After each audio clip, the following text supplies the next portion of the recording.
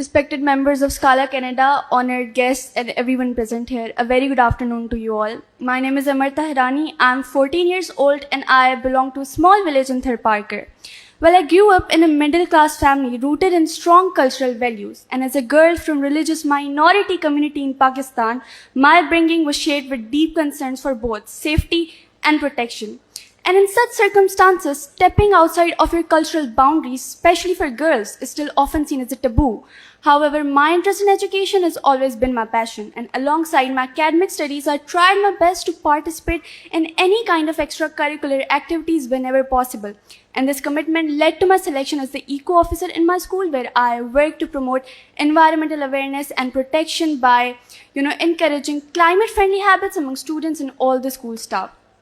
And in part of this school activity, I also have to be engaged with the civil society organizations to, support climate education and the sustainable practices beyond the school premises as well. And in addition to my school responsibilities, I'm also a founding member of the Children's Club Hyderabad that was established by the NGO Civil Society Support Program.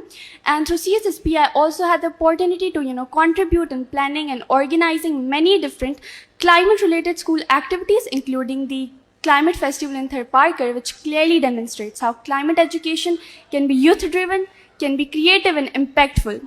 Moreover, through a rigorous countrywide, consultation that was conducted by Group Development Pakistan, I was selected as the only child delegate from Pakistan to participate into the Young People's Forum on Civil Registration and Vital Statistics that was held in Bangkok related to the third ministerial conference on CRVS. And I'm truly grateful to my family, actually, who, showed courage and trust by allowing me to travel to Bangkok as the only child from Pakistan representing the voices of children across the country.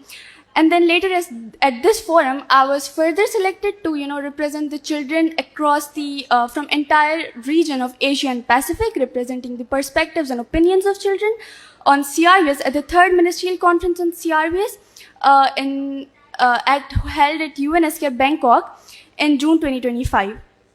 And I believe the journey does not end here. In the future as well, I'll keep raising my voice for children and youth and will look forward to represent their voices at different platforms, whether regional or international.